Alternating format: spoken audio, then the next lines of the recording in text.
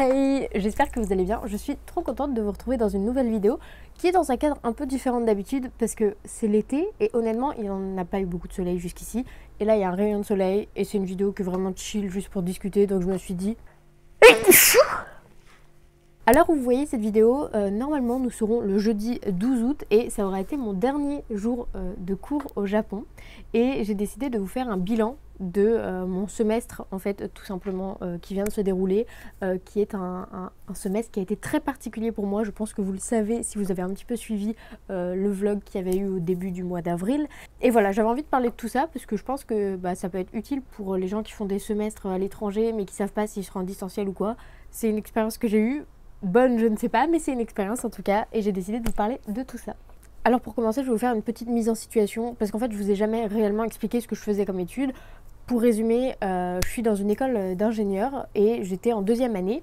Et en deuxième année, on a la possibilité, si on veut, de faire notre deuxième semestre dans une université partenaire à l'étranger. Et il y a vraiment des possibilités à l'international dans à peu près tous les pays du monde, ce qui est vraiment une énorme chance. Et personnellement, je suis une énorme, mais une gigantesque fan du Japon, que ce soit de la culture japonaise, que ce soit de la langue, que je trouve méga stylée et que j'étudie depuis que je suis arrivée en école d'ingénieur. Et puis de manière générale, tout ce qui est culture populaire, mais aussi même la nourriture, l'histoire du Japon, je trouve ça hyper intéressant. Puis c'est un peu un rêve de partir à l'autre bout du monde, sur une île un peu inconnue. C'est vraiment à l'opposé de la vie qu'on connaît ici. Et moi, c'est quelque chose qui m'intéressait, qui m'attirait. C'est vraiment une chance unique de pouvoir passer 6 mois dans un autre pays que le sien, en suivant des cours, mais aussi en ayant la possibilité de découvrir le pays. Et donc j'avais déjà, depuis que j'étais arrivée en école d'ingé, l'idée que si je pouvais, j'irais au Japon.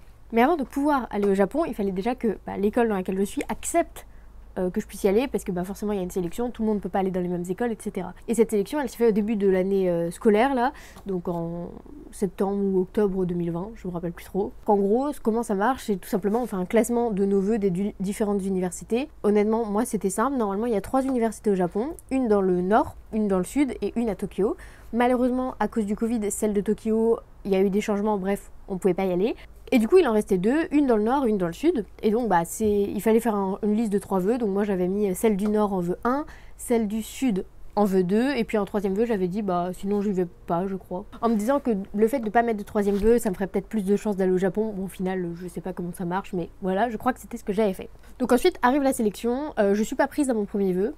C'est comme ça, et je suis prise à mon 2e vœu qui est donc une université du sud du Japon. Donc vraiment je suis super contente, je me dis yes, je veux au Japon. Et à ce moment-là, je me disais c'est bon, oui il y a le Covid, mais avec un peu de chance ça ira, je vais pouvoir le faire et tout. Vraiment j'avais de l'espoir. Et puis commence petit à petit la préparation au voyage. Au début, j'avais énormément d'espoir, tout simplement parce que le départ était prévu pour avril ou fin mars, quelque chose comme ça.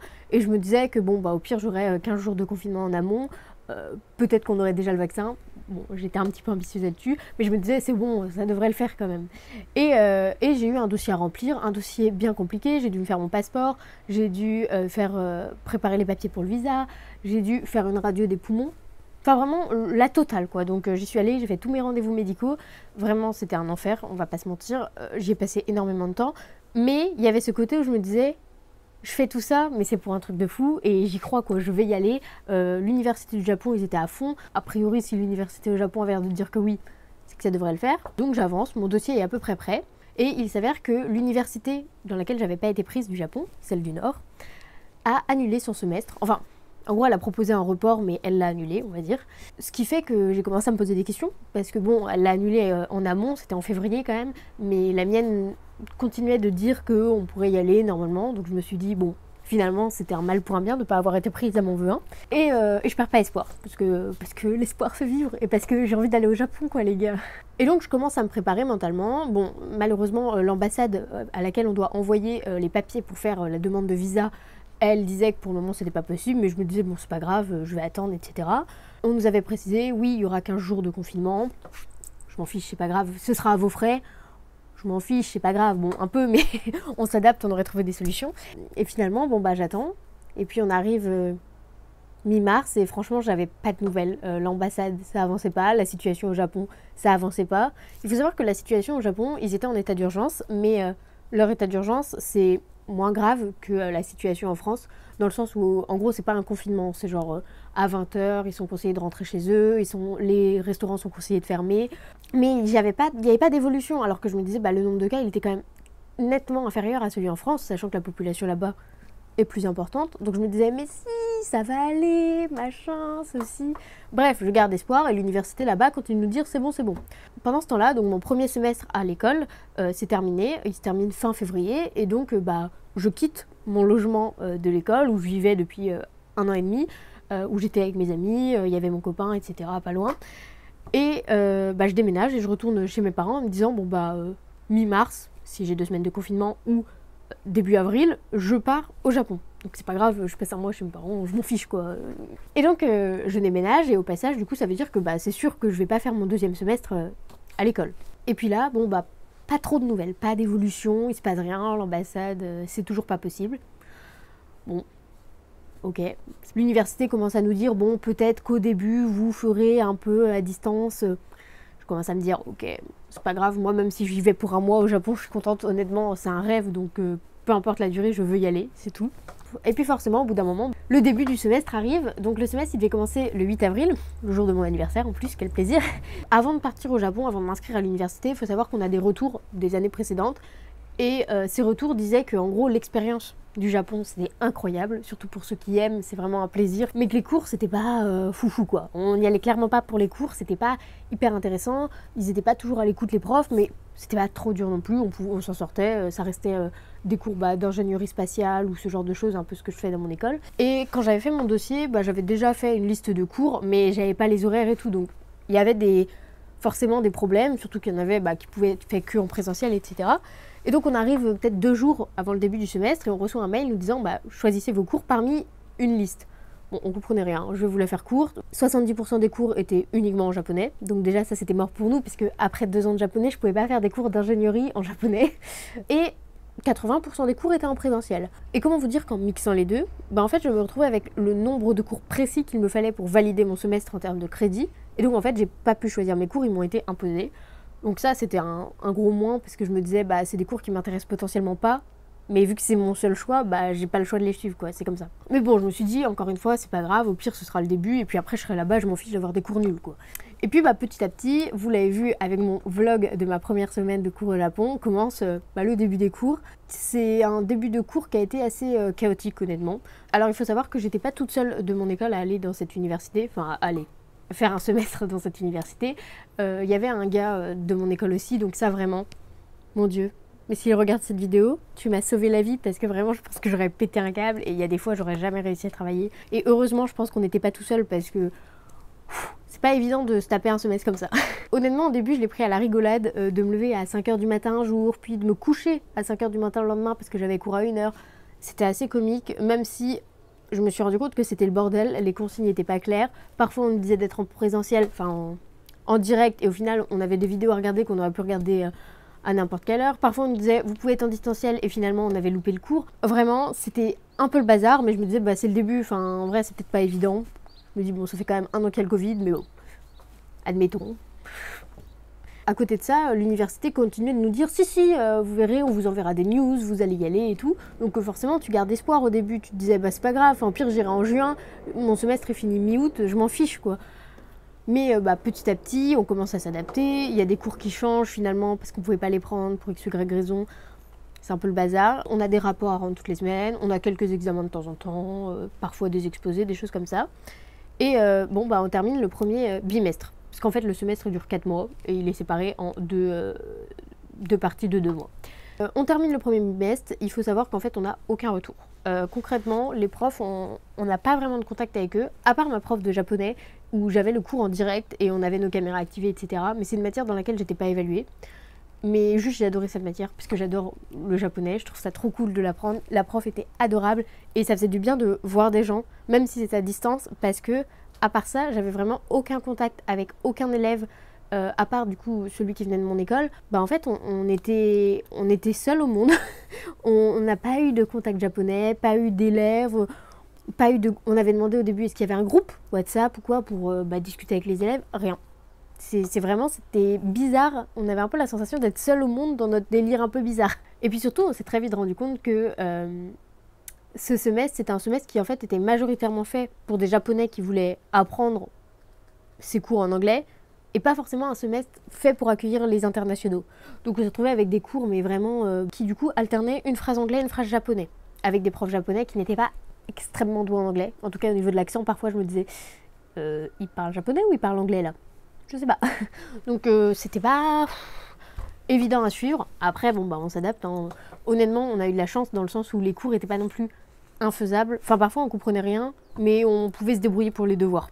C'était le principal. Je pense qu'on s'en est toujours sorti, mais je dis je pense parce que on termine le premier bimestre donc où on a rendu des choses quasiment toutes les semaines et on a zéro résultat, zéro retour des profs sur aucun travail qu'on a rendu depuis le début. Donc bah c'est pas très agréable. Tout simplement, tu travailles, tu sais pas si c'est regardé, tu sais pas si tu as validé, sachant qu'il y avait des exercices où parfois bah ça reprenait des choses que tu avais dû rendre la semaine d'avant. Donc si tu avais faux, ça se trouve, bah, t'avais tout faux jusqu'au bout, quoi, et tu pouvais pas le savoir. Et ça, vraiment, l'enfer.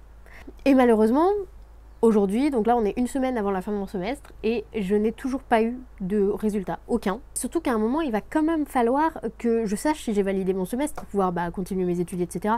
Donc j'espère que ça va venir. Peut-être qu'ils attendent la fin du semestre. Mais franchement, se taper 4 mois de cours qu'on n'apprécie pas vraiment, où on comprend pas tout, où on n'a pas de contact avec les gens, pour en plus ne pas savoir si on fait la bonne chose, ça tire sur la corde.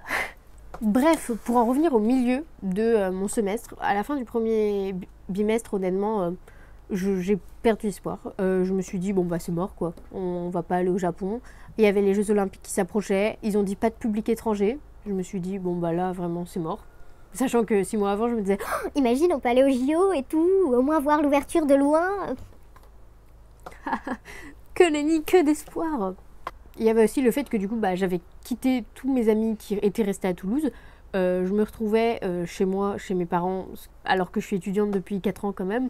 Donc au bout d'un moment, bah, c'est long. Enfin, je m'entends bien avec mes parents, mais j'ai pas envie de passer 6 mois chez eux. Et puis surtout, bah, j'ai pas vraiment de contact du coup à part mes parents et ma sœur qui sont ici. Mais là, personne n'est là. Les gens travaillent, les gens sont en stage, les gens sont en cours, mais ils sont pas ici.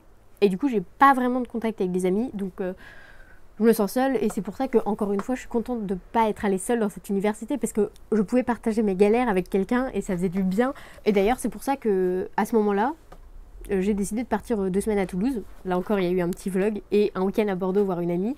Et vraiment, ça m'a fait un bien fou de revoir du monde, de me sortir un petit peu. En plus, j'ai eu une semaine de pause. J'avais quelques cours, mais c'était léger.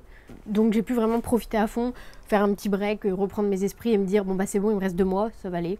Et puis là, on arrive à la fin, et en fait, c'est juste que je me suis lassée. Mes cours, je les suis, mais juste parce que bah, j'ai des devoirs à rendre et qu'il faut que j'ai des notes. Mais concrètement, ça ne m'apporte rien. Je suis pas hyper attentive en cours, c'est pas des cours qui m'intéressent. Et puis surtout, je vous l'ai dit, on n'a pas de résultat.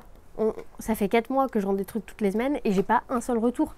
Au bout d'un moment, déjà que c'est pas terrible et qu'ils sont pas très à l'écoute des élèves, si t'as pas de retour, bah t'es pas motivé.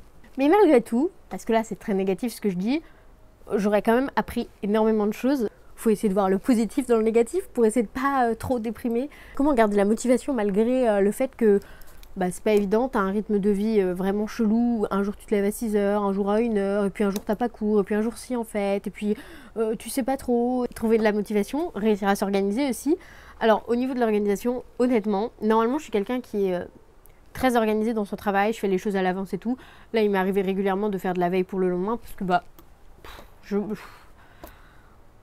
juste j'avais pas envie quoi autrement, donc je faisais ça. Mais j'ai réussi à m'organiser sur beaucoup de choses autres. Typiquement, ce semestre, ça m'a permis de vraiment commencer à être sérieuse sur YouTube dans le sens où bon, je faisais déjà une vidéo par semaine, mais ça m'a permis déjà de le continuer. Donc ça c'est cool. Et surtout de développer des sujets que j'avais prévu de développer mais que j'avais pas pris le temps encore parce que pendant les cours j'arrivais pas encore à trouver un rythme, etc. Mais typiquement j'ai pu commencer à faire des vidéos sur des sujets dans lesquels j'étais engagée, que ce soit l'écologie, le féminisme, etc. Et c'était quelque chose que j'aurais peut-être pas pu faire si j'avais pas fait mon semestre à la maison. Bon, si j'avais été au Japon, ça aurait été principalement des vlogs du Japon, mais ça aurait pas été regrettable non plus. J'avais même trouvé des noms pour mes vlogs.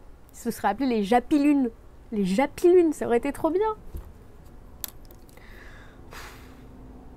Donc il y a déjà YouTube, du coup ça a quand même été un truc qui me fait plaisir. Ma chaîne c'est pas forcément énormément développée en termes d'abonnés, en termes de vues, mais YouTube c'est pas que ça, c'est aussi le partage et juste le fait de me dire que ça y est, je partage des choses qui comptent pour moi, enfin ça comptait déjà pour moi, mais plus de choses encore qui comptent pour moi, bah c'est hyper positif, genre je me sens hyper bien avec ce que je fais sur YouTube et ça je suis trop contente, ça c'est un bon point. Et puis à côté de ça, j'ai continué à faire mon bujo, je me suis améliorée, j'ai écrit, je marche quasiment tous les jours. Alors certes, je fais le même chemin tous les jours, mais ça fait quand même du bien et je suis contente de le faire. En plus, c'était un de mes objectifs de l'année de sortir au moins 2 ou 3 fois par semaine.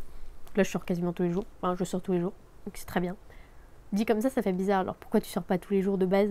Mais il y a eu le confinement, ok les gars, donc c'était énorme de sortir tous les jours. Donc voilà, vraiment, c'était un semestre particulier et je retiens quand même des trucs... intéressant. Bon, déjà que si j'ai la possibilité de faire un semestre à l'étranger, s'il est en distanciel, je ne le fais pas et je vous conseille de pas le faire parce que c'est pas très agréable. Je me suis améliorée en japonais, c'est pas mal quand même.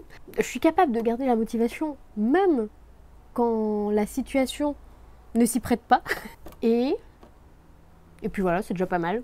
Honnêtement, ce semestre qui devait être un semestre de rêve s'est un peu transformé en cauchemar. Mais d'un autre côté, je me dis, bah, peut-être que quand je serai vieille, je trouverais ça marrant de raconter ça. Bon, j'aurais trouvé ça plus marrant d'avoir des anecdotes sur le Japon. Mais ça fait des choses à dire. Je peux en faire une vidéo. Bon, j'aurais aussi pu faire une vidéo si j'étais allée au Japon. Bref, je pense que cette vidéo est complètement chaotique. J'espère que c'est pas trop dérangeant. En plus, je suis dehors, je sais même pas si on entend trop de bruit. Je suis un peu gênée puisque je me dis si on m'entend et tout, c'est bizarre. Mais j'avais envie de faire une vidéo un peu comme ça, pour faire un petit bilan sur ce qui s'est passé ces derniers mois, pour que vous en sachiez un peu plus, et pour repartir sur des bonnes bases avant de reprendre les cours, parce que quand vous voyez cette vidéo, en fait 2 semaines après je reprends déjà les cours. Donc vraiment les vacances très rapides. Mais voilà, j'espère que cette vidéo vous a plu. Sur ce, je vous dis merci d'avoir regardé la vidéo jusque là, et à la semaine prochaine. Merci.